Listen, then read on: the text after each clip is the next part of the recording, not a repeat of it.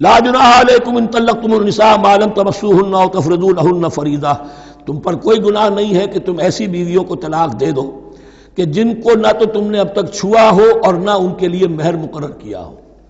یہ ہو جاتا تھا، نکاح جو ہے بچپن میں بھی کر دیے جاتے تھے، لیکن ابھی کوئی نوبت نہیں آئی ہے، نکاح تو ہو گیا لیکن نہ کوئی مہر مقرر ہوا ہے نہ کوئی ان کی ملاقات ہوئی ہے۔ تو اگر ایسا کرو گے تو دے سکتے ہو۔ وَمَتِّعُوهُنَّ، لیکن شرافت کا تقاضا یہ ہے کہ جو لڑکی تم سے منسوب رہی ہے، اب اگر وہ رشتہ توڑ رہے ہو تو اسے کچھ دے دلا کر، اسے کچھ نہ کچھ متاع، کچھ سامان دنیاوی دے کر۔ مَتِّعُوهُنَّ عَلَى الْمُوسِعِ قَدَرُهُ وَعَلَى الْمُقْتِرِ قَدَرُهُ،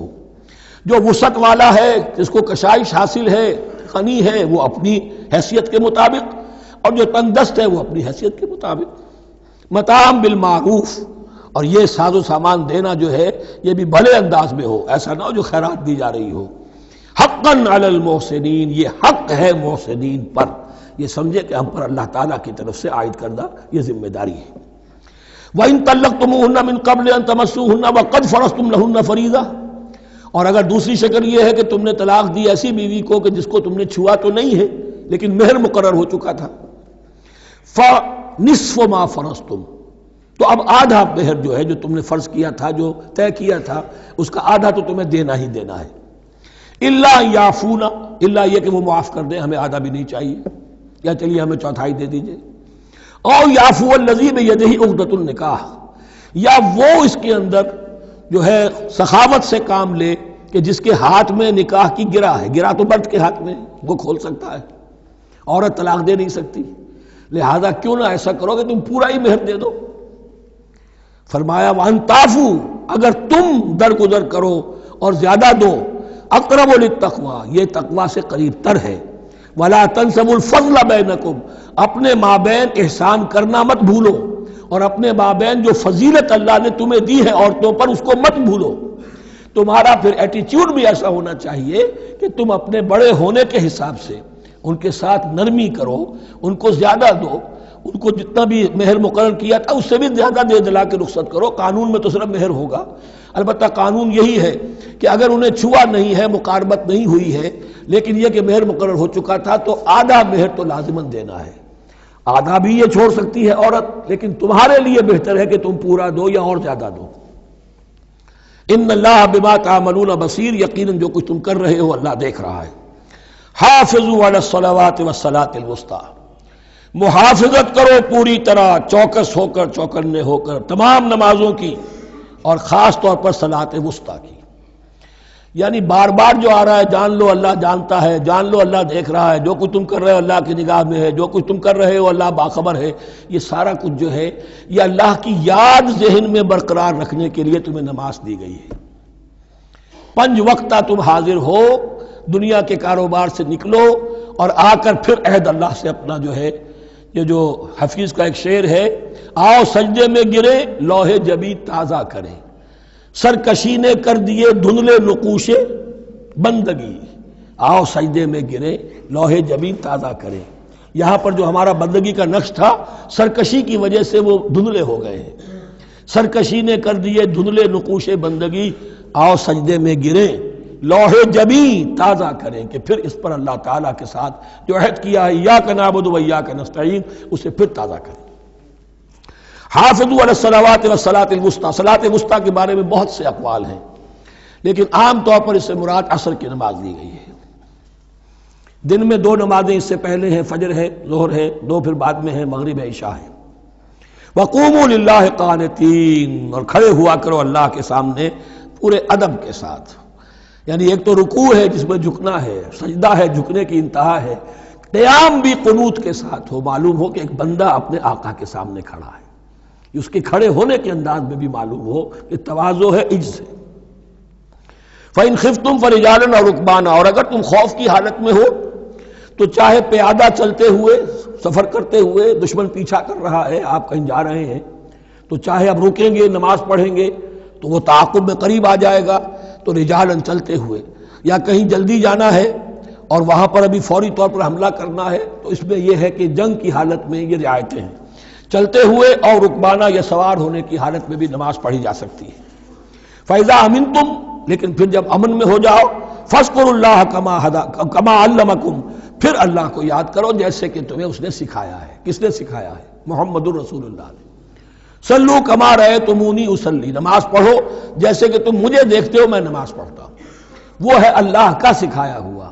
اس لیے کہ یہ بھی ثابت ہے روایات سے کہ حضرت جبرائیل نے آ کر حضور کو نماز پڑھائی ہے،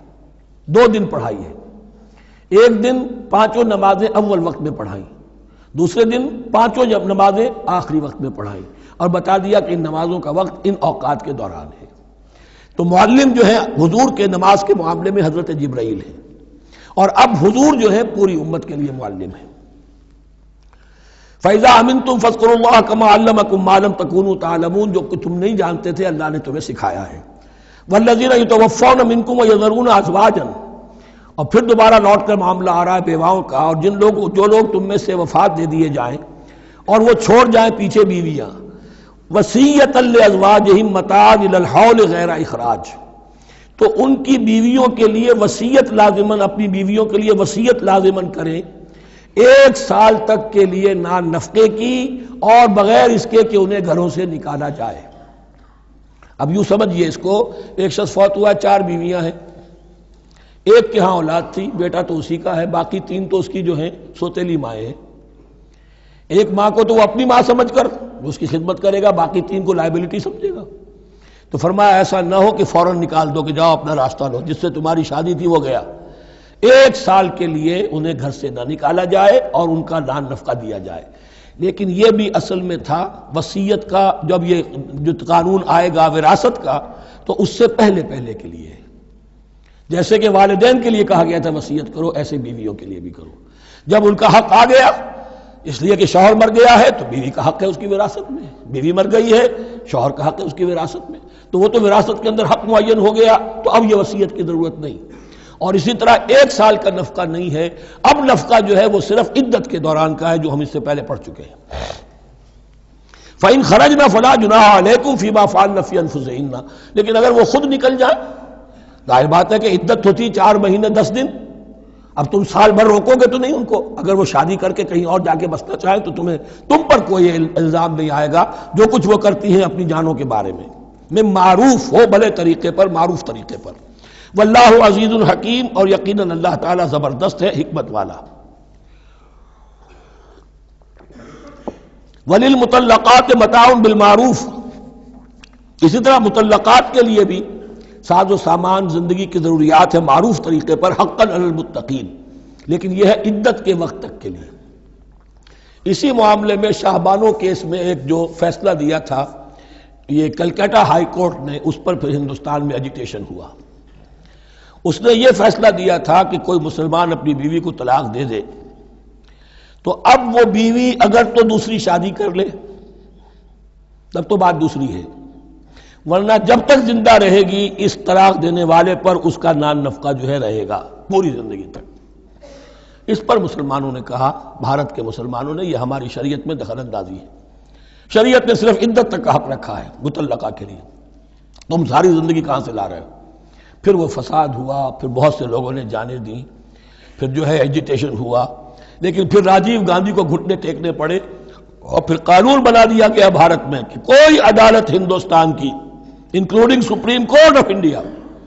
مسلمانوں کے آئلی قوانین میں دخل نہیں دے سکتی۔ میں سلام کیا کرتا ہوں مسلمانان بھارت کو، ہمارے ہاں ایک ڈکٹیٹر نے، فوجی ڈکٹیٹر نے آئلی قوانین بنائے،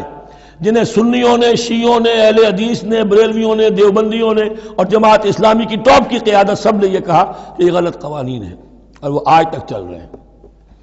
ایک اور ملٹری عامر 11 برس تک یہاں پر، لمن الملک اليوم، میرے لیے ہے بادشاہی، میں ہوں مقتدر اعلیٰ، مقتدر قادر مطلق، یہ کہتا ہوا چلا گیا اور اس قوانین کو جوں کا توں برقرار رکھا ہے۔ اسی پر بھی میں نے شورا سے استعفیٰ دیا تھا ان کے، لیکن مسلمانوں نے وہاں پر یہ بات بھی نہیں ہونے دی کہ جب قرآن شریعت کا حکم جو ہے وہ یہ ہے کہ مطلقہ کو عدت تک کے لیے دان نفقہ ہے تو ساری زندگی کا کوئی معاملہ نہیں۔ کذالک یبین اللہ لکم آیاتہ لعلکم تعقلون، اسی طرح اللہ تعالیٰ تمہارے لیے اپنی آیات کو واضح کر رہا ہے تاکہ تم عقل سے کام لو اور سمجھو۔ اب جو 2 رکوع اگلے آ رہے ہیں یہ بڑے اہم ہیں اس اعتبار سے کہ یہ تاریخ بنی اسرائیل کا غزوہ بدر ہے۔ جس کا تذکرہ ہوگا۔ میں ایک بات آپ کو بنی اسرائیل کی تاریخ کی بتا چکا ہوں کہ جب حضرت موسیٰ کے انتقال کے بعد یوشع ابن نون کی سرکردگی میں انہوں نے جہاد کیا، قتال کیا، تو فلسطین فتح ہو گیا، لیکن انہوں نے چھوٹی چھوٹی حکومتیں 12 بنا لی اور آپس میں لڑتے بھی رہے۔ لیکن 300 برس کے بعد پھر صورتحال پیدا ہوئی، وہ واقعہ ہوگا جو اب سامنے آ رہا ہے کہ جب ان کے اوپر دنیا تنگ ہو گئی، آس پاس کے جو کافر اور مشرک لوگ تھے انہوں نے انہیں دبا لیا، بہت سو کو ان کے گھروں سے، ان کے ملکوں سے نکال دیا، تو پھر تنگ آ کر انہوں نے کہا اس وقت کے نبی سے کہ ہمارے لیے کوئی بادشاہ بنا دیجئے، سپہ سالار بنا دیجئے، اب ہم اللہ کی راہ میں جنگ کریں گے۔ تو وہ جو جنگ ہوئی ہے طالوت اور جالوت کی، اس جنگ کے بعد سے خلافت راشدہ شروع ہوئی ہے دور بنی اسرائیل کی۔ گویا کہ خلافت راشدہ دور بنی اسرائیل کی 300 برس بعد آئی ہے ان کے رسول کے انتقال کے، جبکہ خلافت راشدہ اس امت مسلمہ کی متصل ہے رسول اللہ صلی اللہ علیہ وسلم کے زمانے کے ساتھ، اس لیے کہ صحابہ نے جانیں دیں، خون دیا، قربانیاں دیں، اور اس کے نتیجے میں حضور کی زندگی ہی میں دین غالب ہو گیا، اسلامی ریاست قائم ہو گئی۔ تو ظاہر بات ہے اس کے بعد آپ کے انتقال کے بعد خلافت کا دور شروع ہو گیا، لیکن وہاں یہ سارے سال 300 برس گزرے ہیں، اس کے بعد ان کا دور خلافت آیا ہے، اور اس میں بھی 3 خلافتیں ہیں کہ جو متفق علیہ ہیں، ویسے وہاں تو وہ نبوتیں ہیں، طالوت علیہ السلام، داؤد علیہ السلام اور سلیمان علیہ السلام۔ چوتھی خلافت پر آ کر تقسیم ہو گئی ہے، جیسے حضرت علی کے زمانے میں چوتھی خلافت میں عالم اسلام جو ہے دارالاسلام منقسم ہو گیا کہ مصر اور شام نے حضرت علی کی خلافت کو تسلیم نہیں کیا۔ اسی طرح حضرت سلیمان کے 2 بیٹوں میں پھر ان کی مملکت تقسیم ہو گئی، ایک اسرائیل اور ایک یہودیہ، یہ 2 ریاستیں وجود میں آئی، جیوڈی۔ بہرحال یہ جو واقعہ تھا کہ جس کے بعد خلافت راشدہ شروع ہو رہی ہے، اسلام کا غلبہ شروع ہو رہا ہے حضرت موسیٰ کی تاریخ میں، وہ ہے طالوت اور جالوت کی جنگ، اس کے لیے اب یہاں پر تذکرہ ہو رہا ہے، اور یہ بھی ایک آئینہ دکھایا جا رہا ہے صحابہ کرام کو، اب یہی مرحلہ تمہیں درپیش ہے۔ غزوہ بدر آیا چاہتا ہے، آئینہ، coming events cast their shadows before, تمہیں پہلے سے بتایا جا رہا ہے۔